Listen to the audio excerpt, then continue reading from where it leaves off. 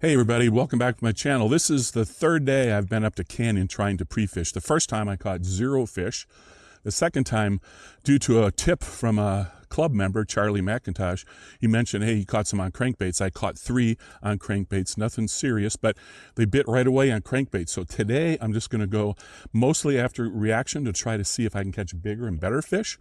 But as you can see here, there's walls, and I'm always gonna fish walls when I go to Canyon. So I'm going to do that too, but for now, I'm going to fish reaction crankbaits, different sizes, small crankbaits to large crankbaits, just to see if I can't get them going. My goal is to stay in the shade as long as I can, so I'm going to start in areas that the sun will hit, and so I want to try those first.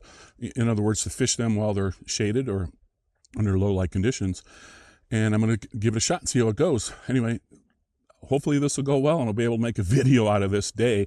At least I'll catch a few and can make a video. We'll see. Anyway, let's give it a shot.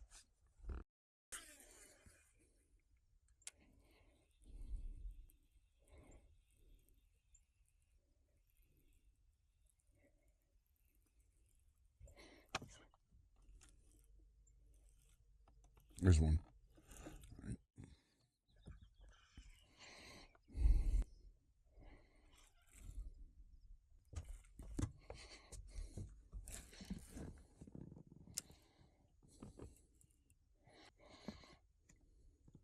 Right. All right. Well, first fish of the day on a small crankbait, fishing up shallow.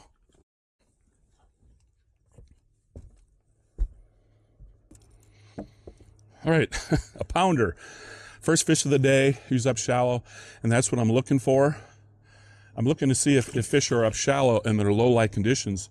And I'm not surprised I caught a small one to start with, really, because it's just not surprising, but I'm trying to find out if the bigger ones are up shallow, eating reaction first thing in the morning. Now I'm using, on that first fish, I'm using a OSP Blitz DR, deep running. It's not a square bill, it's a round bill for fishing through rock, and that's what we're doing here. And again, it goes maybe 6-7 feet max. And so I'm definitely looking for fish up shallow on this smaller bait.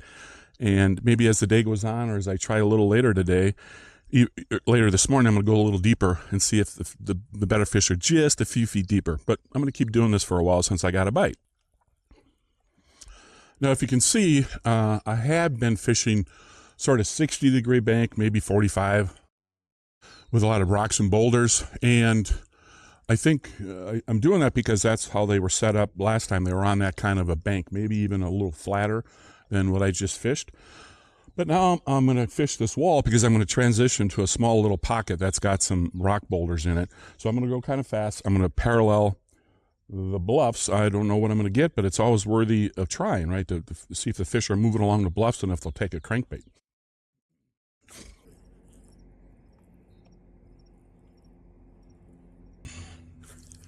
Always throw into these little pockets like that. You never know if fish might be up in there. It's also a great place to throw plastics. But otherwise, this is pretty sheer cliff. I can, if you see what I can do here, I can cast backwards and really parallel this bluff nice and tight. Otherwise, I'm just going to keep going. I'm going to keep moving this boat. I don't feel like this is a high percentage spot on this bluff. As I said, I'm just going to fish it as I transition to the little pocket. And but let's find out. I mean, you never know. The thing about these, they're just so sheer and who knows? I don't know if they're adequate, you know, to hold bass. The thing about summer fishing is you're always in a race against the sun in the early morning, especially when you're fishing reaction baits. So here I'm making a move to 2 different places. One, a place that is going to be in the shade for a while, and everything's in the shade at the moment, and I'm looking for that 60 to 45 degree bank that might have some boulders in it for a fish to ambush the crankbait.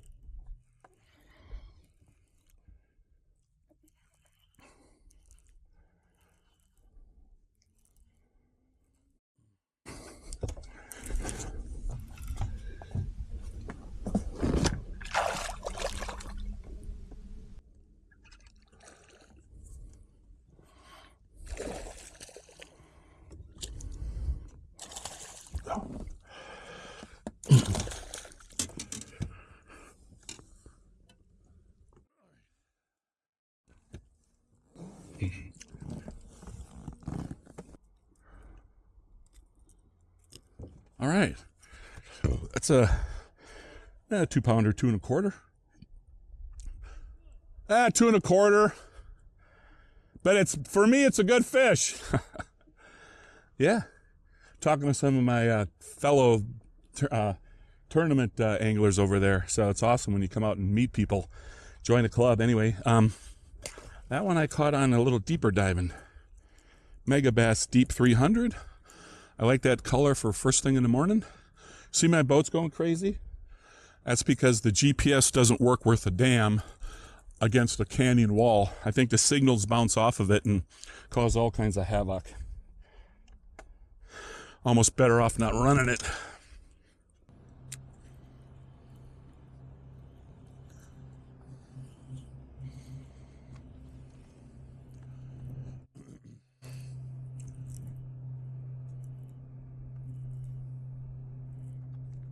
There's another one.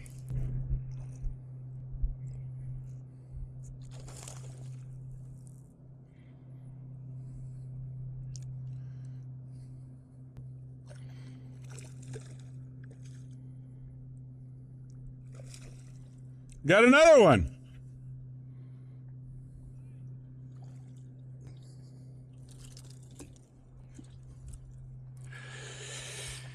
All right. Yeah, okay, another 1 3/4. But that's 2 fish off this spot, so now I'm going to leave it. And all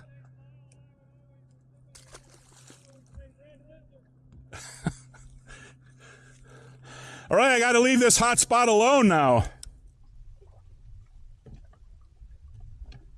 There's one. That's a better fish.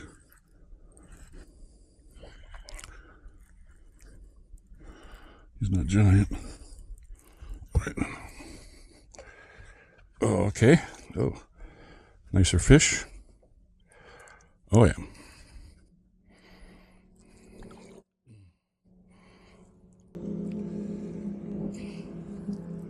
Hooked a little funny. Keeper. Nice one.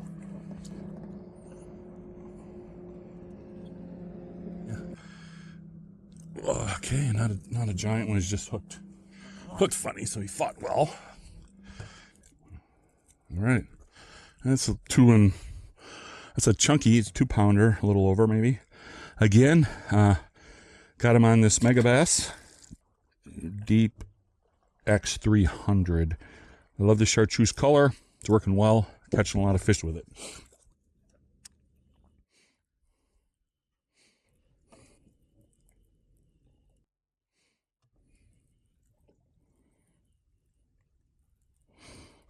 There he is.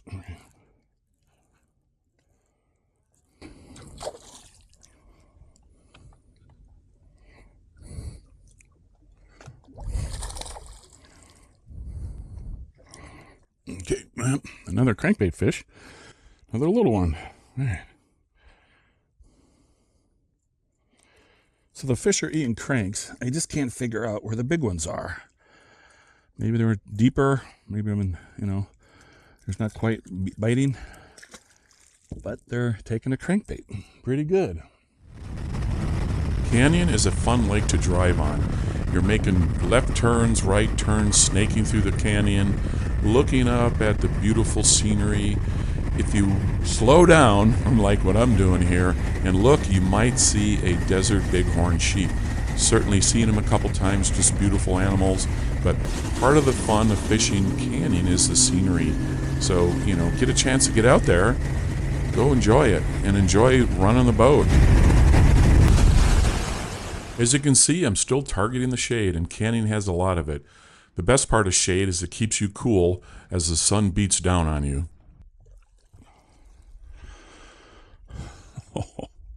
All right. Oh my God. The bite is on. All righty. He hit it while I was sitting still, little bugger. Hey guys. How you doing? 3. I got 8 or 9. Really? Yeah, but nothing big. Yeah, the biggest was probably a little bit. Yeah, me too. Yeah. How are you fishing them? Plastics, Yeah, I've been catching them on this crankbait right here. Yeah, this guy here. It's about a 12-foot diver. I haven't been bit in a while. Well, yeah, but I'm fishing the shade, and so you got to be fishing stuff that's like probably over there. I don't know if they'll bite in the sun. Yeah. But where it's coming down like this, right? That's where you've been fishing? Yeah, but on this side. Yeah. Yeah, if we could find a 3+ pounder. Yes. About 3 or 4 of them. Yeah. I'll take one to start with. Okay. Hey everybody, let me break in here and tell you the bait I was using for the cranking and my rod and reel setup. I was using the Megabass Deep X 300. It's a pretty good sized bait. Let me open this one up. I like it. I haven't used it much, but all of a sudden I like it, right? Because I've been catching fish with it. But one of the reasons I like it so much, sharp hooks there, is that it has a sort of a streamlined body. And when it wobbles, it's a little tighter wobble, so it's easier to get through the water. And another thing I like about it is it's a Chartreuse one here. And the reason I picked that out of my tackle box is because of the Chartreuse, but sort of the diminished Chartreuse. The watercolor, you could probably see 10 inches, maybe a foot where I was fishing. Canyon Lake is set up now where the water's more dirty down by the Canyon Dam, but as you go up to Apache Lake Dam, the water's a bit clearer. But I was fishing just in the mouth of the whole lake, of the canyon, or of the mouth of the river going way up, and so this color looked really good, and the fish really responded quite well. So you just stick with it. Let me show you what this bait weighs before I get into the rod and reel. So this weighs 0.78 ounces, so it's 3/4 of an ounce. It's a pretty good sized bait, but like I said, the way it fishes, and it has when you cast it, it has a bead or a bearing that goes to the back. So this bait casts really, really well. When I fling it out there, it really goes a long way, and that's important when you're deep cranking. So the rod and reel I'm using a Lew's Custom Pro Gen 2. It's a really good reel. It casts a long way, very smooth still, and especially when you're cranking. The gear ratio is 6.8 to 1, and I like it. It's a pretty nice setup. I'm using 14-pound test line with this little deeper diving bait because when I'm hitting rocks at Canyon Lake, I'm really trying to, give myself as much edge and advantage as I can with the 14-pound test line. I'm using a St. Croix Legend Tournament Power Glass cranker. I have not done a review on this rod.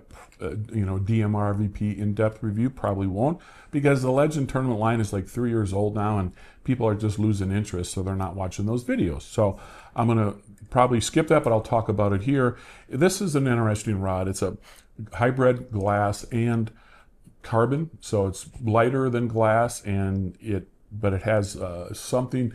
The action is slower overall because it has some glass melded in, so it's glass and carbon combination. It's 7'4", medium heavy, and has a moderate action. Of all the Legend Tournament rods that I've used and reviewed, this rod's action is way off as far as I'm concerned. It's really more like a fast action, so it's medium heavy with a fast action. If I'm generous, I'll call it moderate fast, but not really. It's really a fast action, and I haven't used this rod much because of that fast action. It doesn't throw light baits very well, as far as I'm concerned. It says it's supposed to go 3/8 to 1 ounce, but I have a hard time throwing 3/8 baits with this rod because it's a little too if it had a moderate action, I could do it, but it's got that fast action. It's a little harder. But when you're throwing a 3/4 ounce bait, like I have tied on here, this perfectly works well. And I will say that I hadn't really liked this rod, but man, now that I'm using it with this bait and catching fish, I'm like, oh, this is actually a pretty darn good rod because I'm throwing the right bait with it. Remember, I've said this a million times, rods are for casting and fighting fish. So you need a little more powerful rod to cast out these 3/4 ounce baits out there. And then of course when you get a rod on, the hybrid, the glass, even though it's a fast action, it's still slower in responding back to normal, back to its setting state, right? The straight, you know, if you call it the straight line. So that really helped. I did lose some fish because I rushed them and they were smaller. Keep that in mind.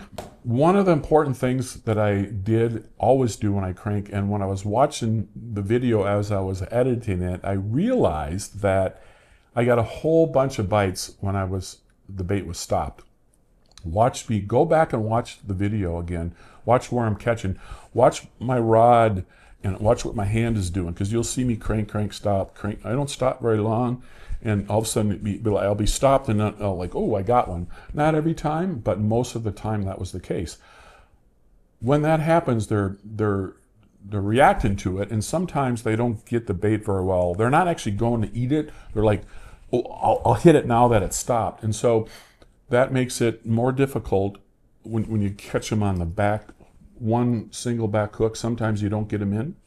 And that's how it is, especially if you rush them. So I was rushing a few fish when I was fishing by myself. It didn't matter, so that's interesting. But note the stop and go. Also, I think it's important as I prepare to fish a tournament that when I do the stop and go, I need to give the fish a little bit more break, a little bit more stop. Crank, and stop, 1001, 1000, and maybe start up again. I was kind of going, you know, and stopping very short, but I got to go a few, you know, give it some time. One time I realized when I watched a video of myself cranking, I was cranking, and I did something. I went to like look up and point at something, and the time when I let go and when I was pointing, like I took my hand off, the fish hit it, and so it was like stop and like boom. So that's probably a second later. Okay, so I need to stop a little bit more and see if they'll get more reaction bites, and something for you to try.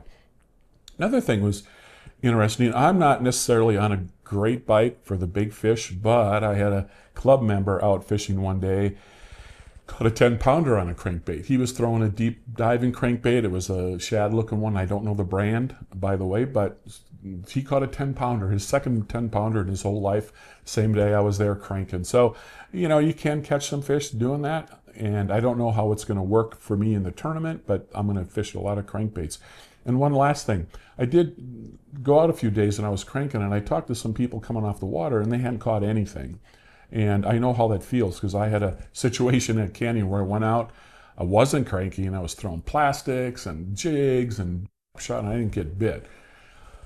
And I was like, what's going on? Well, again, a friend of mine who I mentioned, Charlie McIntosh, said he's cranking, I can catch him. And sure enough, so, you know, this is an opportunity to get out there. If you're fishing and you're summer cranking, you know, you can catch fish and pick up fish. The biggest fish I had was maybe 2.5 on this particular day. I had actually caught more fish after, as the day went on. I ended up with like 12 or 13, plus a couple decent fish, you know, 2 1/4s, not great, not tournament winning fish. But as it would be, my camera stopped and my shoulder camera was all messed up for the whole day.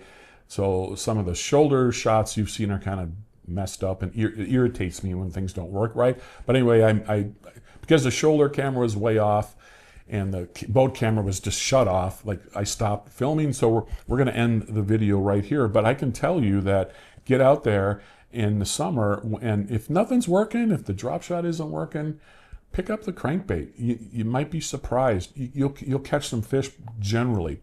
And I know from my colleagues when we fished Saguaro the prior month that some guys, the biggest fish was caught on a crankbait. I think it was a 750 something, okay?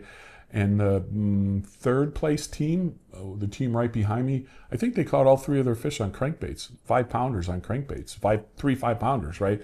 I could be off by that. They might have caught 2 of the 3, but nonetheless, summertime cranking during the day can work, and something I need to do more of. And probably as I do that, I will probably enjoy this rod that I don't use very much now that I'm starting to use, you know, the deeper cranking. And one last thing I'd like to bring up is I'm going to add a membership portion of my video channel. And what that means is you'll join. It'll be a monthly fee. I haven't set the price yet. YouTube gives you, certain pricing that you're going to do, and I'm going to put my best videos for members only. And my videos are frankly the best in Arizona, and when I'm giving away incredibly great information, catching big fish and how we do it, I'm going to ask for you people to join so you can see that. I'm still going to be doing a bunch of videos because not every video is going to be worthy of membership, if you will. So I'm going to reserve the best videos for the members, and I'm going to be doing my regular videos for everybody. So that's how it's going to play out. I'm going to give that a shot. It's a way for you to support this channel. I know a lot of people tell me, thank you, Joe, keep doing videos. Please keep doing videos. I'm going to do that, but I'm going to ask in return you join the membership. I'll price it fairly to get going, and hopefully it'll make sense to everybody, and I will be able to give you some incredible insight, some really, really deep insight that I may not be doing now, even on some of my best fishing adventures, if you will. Because, I try to keep some information for myself, but nonetheless, that's what I'm going to try, and hopefully you all join, and it can help fund this effort, and it'll be important. And I appreciate it if you can do that for me. Also, if you haven't, like and subscribe. I know it gets boring on YouTube, but all the good people who manage to get large numbers of subscribers are constantly asking for that, so please do that. Lastly, as always, we're Americans. We deserve to be free. Be free out there.